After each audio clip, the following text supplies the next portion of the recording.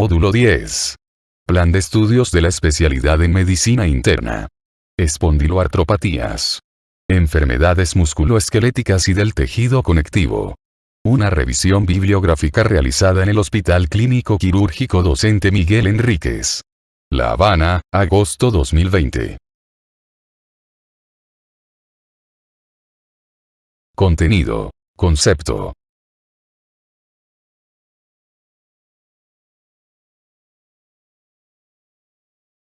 Definición. Las espondiloartritis engloban un grupo de síndromes clínicos ligados entre sí por las manifestaciones de la enfermedad y la proclividad génica. Los subgrupos clínicos más frecuentemente reconocidos son la espondilitis anquilosante, la artritis reactiva, la artritis psoriásica y la artritis enteropática. Además, un número considerable de pacientes no se ajusta a ninguna de estas categorías diagnósticas definidas, pero comparte algunas de las manifestaciones clínicas frecuentes descritas en este capítulo. Presentan lo que se denomina espondiloartritis indiferenciada, que con el tiempo puede evolucionar a un patrón clásico como la espondilitis anquilosante, o puede detenerse en un patrón indiferenciado en estudios de seguimiento a largo plazo. Figura 265, 1.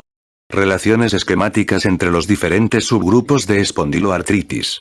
Espondilitis anquilosante, considerada la clásica espondiloartritis, abarca los rasgos esenciales de esta familia de enfermedades. La espondilitis anquilosante puede solaparse con la artritis psoriásica, la artritis enteropática o la artritis reactiva.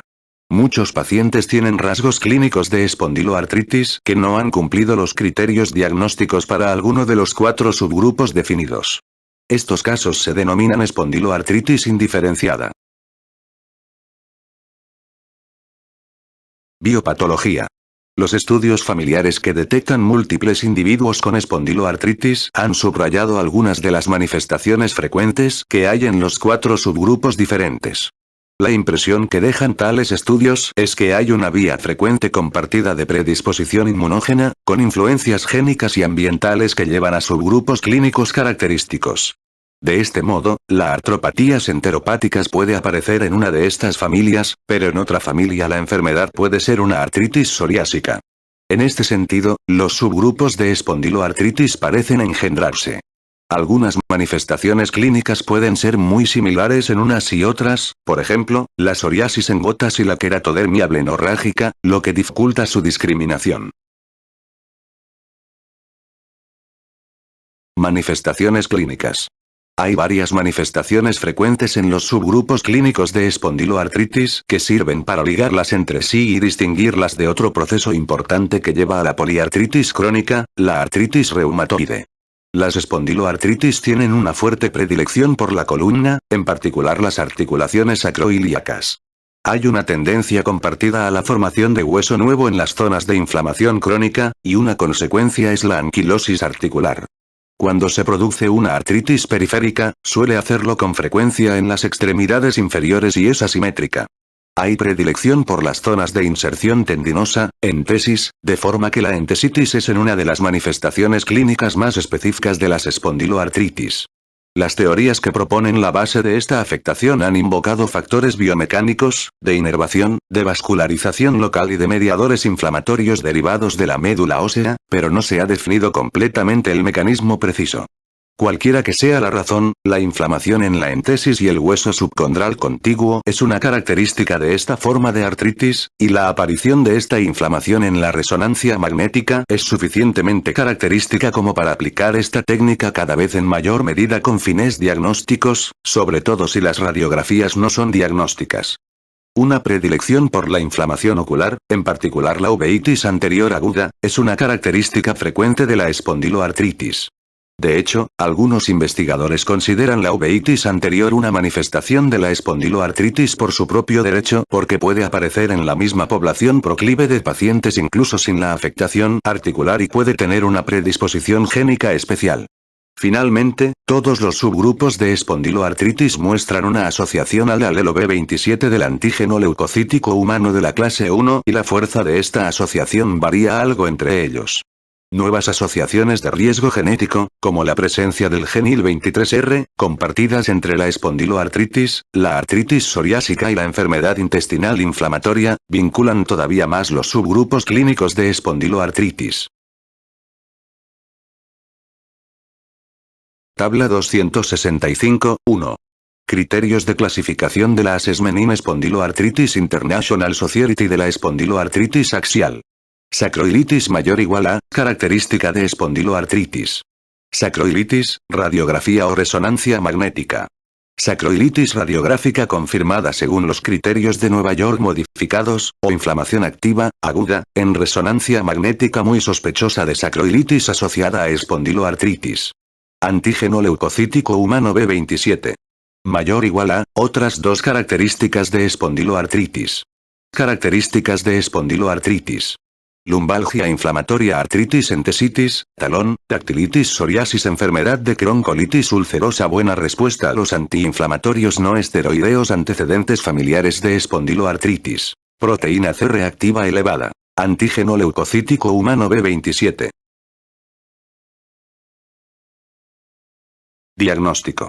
Cada vez se usan más criterios diagnósticos, criterios de la Assessment in Spondyloarthritis International Society, que subrayan las manifestaciones clínicas frecuentes, en concreto el dolor inflamatorio vertebral o la sinovitis asimétrica de la extremidad inferior. Varias manifestaciones especiales diferencian la espondiloartritis de la artritis reumatoide, la otra enfermedad importante incluida en el diagnóstico diferencial de las poliartritis crónicas. Estas manifestaciones incluyen la predilección por el sexo, la asociación al antígeno leucocítico humano, el patrón de afectación articular y la presencia de factor reumatoide, que distinguen entre la enfermedad seropositiva, artritis reumatoide, y la seronegativa, espondiloartritis. En la anatomía patológica de la articulación, las zonas de inflamación crónica en la artritis reumatoide se asocian a erosiones, pero en la espondiloartritis tales lugares se asocian a la formación de hueso nuevo. Esta distinción indica una diferencia fundamental en el perfil de las citocinas del microambiente de la articulación, pero el asunto no se ha resuelto, y no se han identificado los mediadores de la nueva osificación. La pérdida de la regulación de la vía de la catenina WNT-beta puede desempeñar una función clave en el proceso anquilosante. El estudio anatomopatológico de la espondiloartritis se caracteriza por abundantes neutrófilos, macrófagos e hipervascularidad, mientras que en la artritis reumatoide las manifestaciones destacadas son los agregados linfáticos, las células dendríticas, la hiperplasia de las células que recubren la articulación y las proteínas citrulinadas. Estas diferencias indican que la espondiloartritis refleja una alteración fundamental en la inmunidad innata, mientras que la artritis reumatoide refleja la pérdida del control de la inmunidad adaptativa. Tratamiento. Medidas generales. Las espondiloartritis necesitan un enfoque terapéutico global en el que la educación de los pacientes sea la piedra angular. Debido que el inicio típico se produce durante la fase adulta joven, estos pacientes pueden experimentar una frustración o depresión significativas si la artritis aguda pasa a una enfermedad crónica que reduzca de una forma significativa sus capacidades funcionales y su calidad de vida. Un médico que trate pacientes con espondiloartritis debe ser consciente de que estos aspectos psicosociales son una parte importante de la carga de la enfermedad. De forma análoga, pueden tener implicaciones importantes en el lugar de trabajo, en particular si un trabajo exige inclinarse o girarse de forma significativa. Es importante incluir las exigencias mecánicas del lugar de trabajo en la valoración global de los pacientes con espondiloartritis. El ejercicio es una parte importante del plan de tratamiento para los pacientes con espondilitis anquilosante. En general deben evitarse los deportes de impacto alto, mientras que la natación es un ejercicio ideal. Hay que hacer hincapié en el estiramiento para mantener la movilidad y la postura, y un fisioterapeuta con experiencia puede ayudar mucho a enseñar a los pacientes ejercicios diarios. Los viajes largos en coche o avión deben contemplar un estiramiento periódico. La posición durante el sueño debe hacer hincapié en una posición recta de la espalda en lugar de encorvada sobre un lado. Hay que fomentar los ejercicios con respiraciones profundas y la evitación del tabaco. Un área clave que preocupa a los pacientes es el pronóstico, porque las espondiloartritis, en particular la artritis reactiva, aparecen a menudo en sujetos jóvenes y activos para los que la actividad deportiva es una prioridad. Hay un reconocimiento general de que la artritis reactiva tiene una mayor tendencia a la cronicidad de lo que se pensaba antes, y esto debe llevar a moderar una proyección demasiado optimista de la evolución natural de la enfermedad. A los 5 años de seguimiento de una cohorte de pacientes con una artritis reactiva inducida por salmonella, 2/3 continuaron presentando síntomas subjetivos y 1/3 mostró cambios objetivos en las articulaciones. La variabilidad en el pronóstico para el gran grupo de pacientes que se encuadra dentro del grupo espondiloartritis indiferenciada es desconcertante. En este momento carecemos de factores pronósticos fiables sobre la progresión de los pacientes con este grupo heterogéneo de manifestaciones articulares y extraarticulares.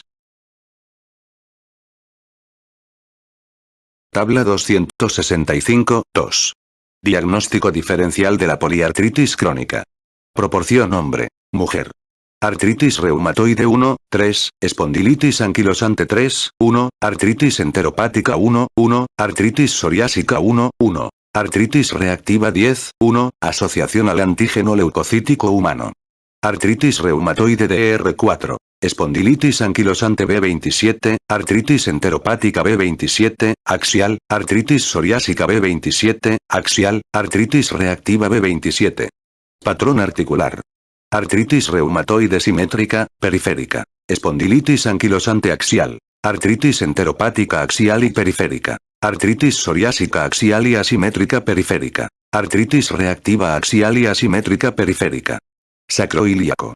Artritis reumatoide 0, espondilitis anquilosante simétrica. Artritis enteropática simétrica. Artritis psoriásica y reactiva asimétricas. Sindesmófitos.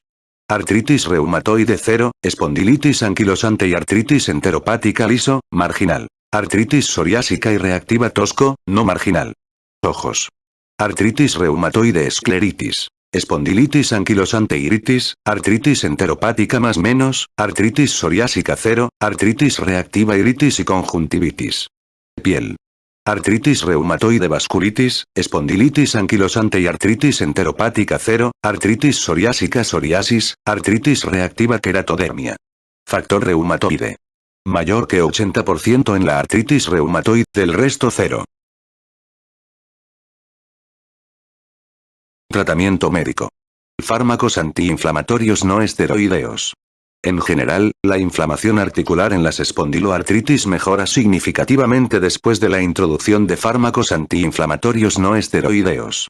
La indometacina y el diclofenaco, hasta 150 mg por día en dosis divididas, o naproxeno, más de 1000 mg por día en dosis divididas, suelen tolerarse bien en esta población. Estos fármacos deben usarse con precaución en las artropatías enteropáticas porque puede exacerbar una posible enfermedad inflamatoria intestinal subyacente. En el caso de la espondilitis anquilosante, el objetivo de este tratamiento antiinflamatorio es conseguir el suficiente alivio del dolor y la rigidez para permitir un programa activo y mantenido de ejercicio y actividad física que mantenga la postura y mejore la calidad de vida. Algunos estudios han indicado que los antiinflamatorios no esteroideos tienen capacidad modificadora de la enfermedad, aunque su efecto puede limitarse a los pacientes con proteína C reactiva, o velocidad de sedimentación globular elevadas. Corticoides. La respuesta a las infiltraciones intraarticulares de esteroides en las articulaciones periféricas de los pacientes con espondiloartritis no es a menudo tan llamativa ni mantenida como en los pacientes con artritis reumatoide. La infiltración de corticoides en las articulaciones sacroiliacas se realiza habitualmente con la guía de pruebas de imagen, radioscopia o tomografía computarizada. Un estudio estableció que tales infiltraciones consiguieron una buena respuesta en el 79% de pacientes y que la mejora persistió durante muchos meses. Los corticoides sistémicos, por vía oral o un protocolo de bolo intravenoso, se han usado para reagudizaciones sintomáticas intensas, pero hay pocos estudios controlados que validen su eficacia. El objetivo debe ser una reducción rápida y progresiva de la dosis cuando se consigan controlar los síntomas. El reconocimiento de que la osteoporosis es un problema significativo en la espondilitis anquilosante proporciona un mayor ímpetu al uso conservador de los corticoides. Los esteroides tópicos suelen ser eficaces en el tratamiento de las manifestaciones mucosas y cutáneas de la artritis reactiva. Para la uveitis, los colirios de corticoides son un componente integral del tratamiento, y debe ser controlada por un oftalmólogo. Sulfasalacina. Ensayos clínicos controlados con placebo y con asignación aleatoria han proporcionado cierto apoyo al uso de la sulfasalacina, en particular en la artritis psoriásica. Se realizaron 3 estudios multicéntricos de 36 semanas con asignación aleatoria y a doble ciego con espondilitis anquilosante, artritis psoriásica y artritis reactiva, respectivamente, para comparar la sulfasalacina, 2 gramos por día, con el placebo en cada caso. Un análisis de estos estudios estratificó a los pacientes en los que tenían una enfermedad axial y los que tenían una enfermedad periférica. En los pacientes que solo tenían una enfermedad axial, los criterios de respuesta se cumplieron por igual en el grupo de sulfasalacina y placebo. En pacientes con artritis periférica, se vieron respuestas significativamente superiores en el 59% del grupo de sulfasalacina y en el 43% del grupo placebo, p menor que 0,0005. Estas observaciones son útiles para guiar la selección de pacientes para el tratamiento con sulfasalacina. Un estudio reciente comparativo entre sulfasalacina y etanercept en la espondilitis anquilosante demostró la superioridad del tratamiento con inhibidor del factor de necrosis tumoral en la mejora sintomática y en los signos de inflamación en la resonancia magnética. Metotrexato. Al mismo tiempo que se ha generalizado el tratamiento de la artritis reumatoide con metotrexato, ha aumentado el uso del fármaco en los pacientes con espondiloartritis, si bien las respuestas solo han sido buenas en la artropatía periférica. No hay datos de que el metotrexato sea efectivo en la inflamación vertebral característica de la espondilitis anquilosante, ni de que el metotrexato cambie la evolución de la afectación axial en la espondilitis anquilosante. La experiencia del tratamiento a largo plazo con metotrexato en los pacientes con artritis psoriásica ha aumentado, aunque se dispone de pocos estudios comparativos aleatorizados. En ocasiones es necesario un seguimiento a largo plazo para saber si el metotrexato ejerce un efecto protector articular en la artritis psoriásica. Fármacos modificadores de la enfermedad. Se han utilizado otros enfoques terapéuticos para neutralizar la artritis psoriásica. La impresión clínica del tratamiento con leflunomida ha sido positiva en general, aunque hay pocos estudios formales que ratifiquen esta impresión. No se conoce el mecanismo de acción de los fármacos antirreumáticos modificadores de la enfermedad en la espondiloartritis. La respuesta a la sulfasalacina de los pacientes con espondiloartritis es atribuible a la fracción antibiótica de este fármaco, sulfapiridina, o a la fracción antiinflamatoria, ácido 5-aminosalicílico. Tratamiento antibiótico. La actual concepción de la patogenia de la artritis reactiva indica que una infección bacteriana, habitualmente digestiva o genitourinaria, es el factor desencadenante en un huésped con predisposición inmunogenética. En los otros tipos de espondiloartritis, hay menos evidencias concluyentes de la función etiológica de la infección. Es adecuado tratar todos los casos de uretritis por clamidias confirmada mediante cultivo, así como a las correspondientes parejas sexuales. Para esta indicación, una dosis única de 1 gramo de acitromicina es tan efectiva como una dosis de doxiciclina de 100 miligramos 2 veces al día durante 7 días. Existe controversia sobre la utilidad de los antibióticos en el tratamiento de la artritis reactiva. Un metaanálisis concluyó que hay pocos datos a favor de la eficacia del tratamiento antibiótico en la artritis reactiva. Sin embargo, un estudio reciente comparó rifampicina acitromicina, rifampicina doxiciclina y placebo en la artritis reactiva crónica causada por clamidia y mostró que las articulaciones inflamadas y dolorosas en la palpación respondieron significativamente mejor a la combinación de antibióticos que al placebo. Todavía no se ha determinado el papel preciso de los antibióticos en la artritis reactiva crónica tras la infección por clamidia. Tratamiento antifactor de necrosis tumoral. No se ha aclarado la función de las citocinas inmunorreguladoras en la patogenia de la espondiloartritis, aunque el descubrimiento de los fármacos biológicos ha cambiado el panorama en la espondiloartritis. Se han usado fármacos biológicos, como los anticuerpos monoclonales frente al factor de necrosis tumoral. Alfa, infliximab, adalimumab, golimumab, o el receptor soluble del factor de necrosis tumoral. Etanercept, en el tratamiento de la espondiloartritis. Hasta el momento estos 4 fármacos frente al factor de necrosis tumoral han mostrado una eficacia comparable en ensayos de espondilitis anquilosante y artritis psoriásica.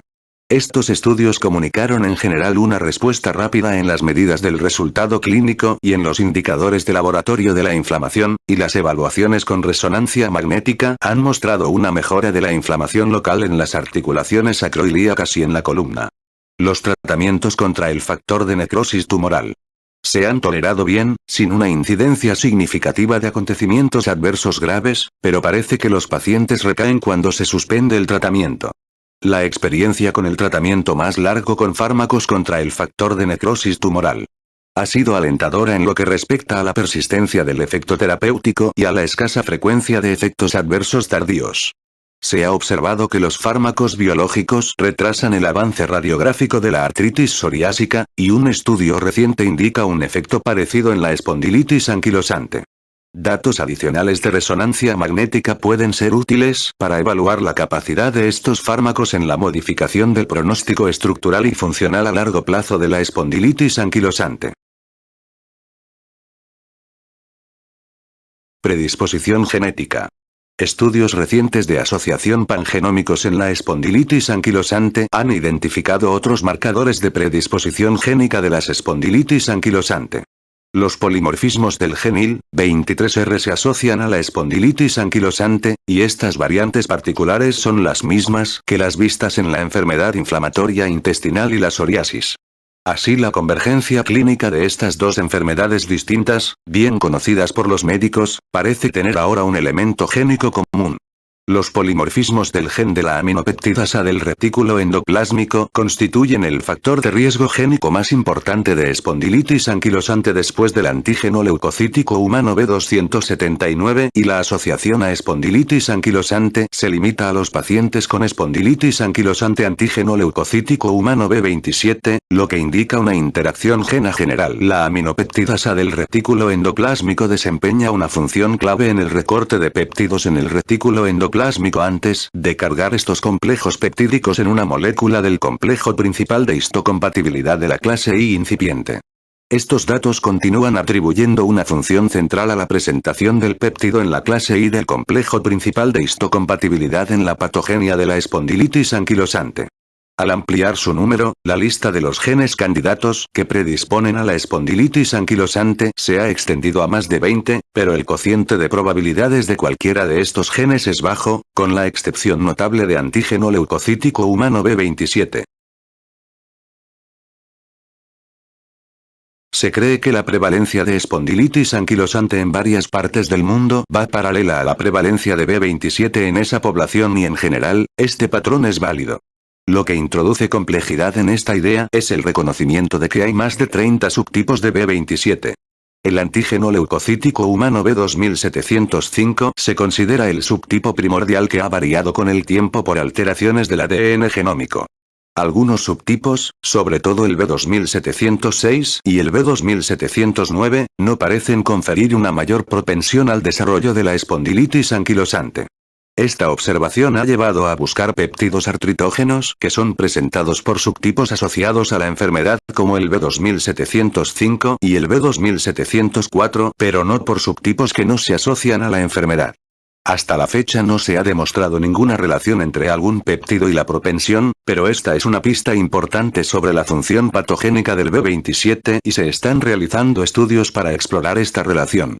Estudios recientes han señalado que ciertos subtipos B27 registran interacciones específicas con retículo endoplásmico, que pueden alterar de manera fundamental la estructura y la función del complejo principal de histocompatibilidad.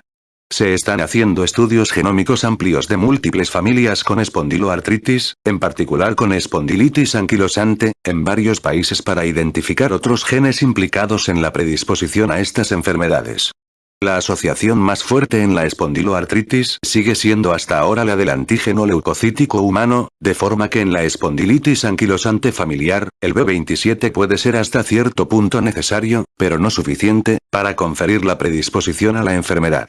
Los estudios de resonancia magnética en sujetos asintomáticos que tienen el B27 indican que hay una prevalencia mucho mayor de sacroilitis de lo que se creía, y se continúan haciendo estudios para definir esa prevalencia y la prevalencia de espondiloartritis en la población general.